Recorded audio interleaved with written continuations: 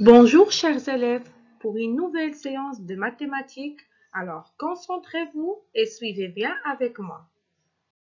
Dans ce cours, nous allons nous intéresser à la soustraction des nombres décimaux. Donc on va travailler les pages 104 et 105.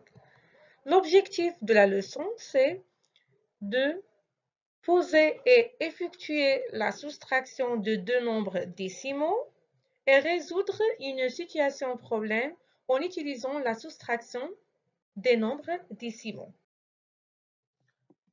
Pour commencer, un petit rappel. Effectuer une soustraction, c'est calculer une différence. Donc, la soustraction, c'est de calculer une différence. Comme pour la soustraction des nombres entiers, pour réussir le calcul en colonne, il faut penser à aligner les nombres correctement. Il faut aligner les nombres correctement.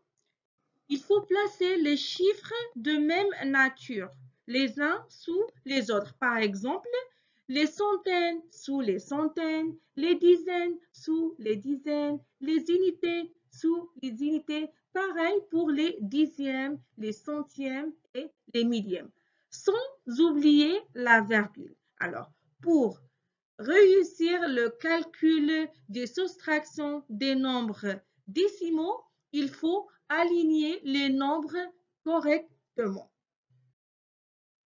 Astuce pour faciliter l'alignement. Si tes nombres décimaux n'ont pas le même nombre de chiffres après la virgule, tu peux ajouter des zéros pour que tes nombres aient tous le même nombre de chiffres. Ça veut dire quoi? Ça veut dire si tu as des nombres qui n'ont pas le même nombre de chiffres après la virgule, on peut ajouter des zéros pour qu'ils soient de même nombre après la virgule. Alors, il faut qu'on ajoute des zéros pour faciliter l'alignement. Passons à l'exemple suivant. Alors, on veut faire la soustraction de 8624,62 moins 213,67. Alors, pour faire la soustraction, on va utiliser le tableau de numérotation. Pour commencer, on va repérer d'abord le chiffre de l'unité et la virgule. Première chose à faire, c'est de repérer le chiffre de l'unité et la virgule des deux nombres. Alors, on a pour le premier nombre, on a 4 virgules et pour le deuxième, 3 virgules. Après, on les place dans le tableau.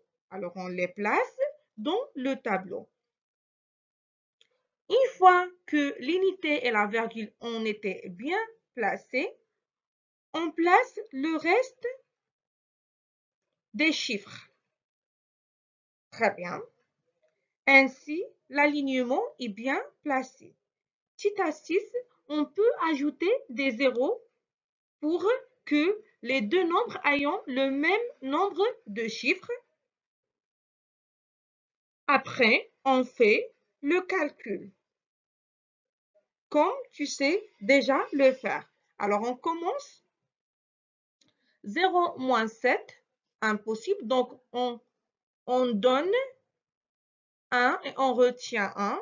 Alors, 10 moins 7 égale à 3. 2 moins 7, impossible. Donc, je donne et je redonne. Donc, 12 moins 7 égale à 5. 6 moins 4 égale à 2. J'écris la virgule. 4 moins 3 égale à 1. 2 moins 1 égale à 1. 6 moins 2 égale à 4. 8 moins 0 égale à 8. Donc, le résultat de la soustraction, c'est 8411,253.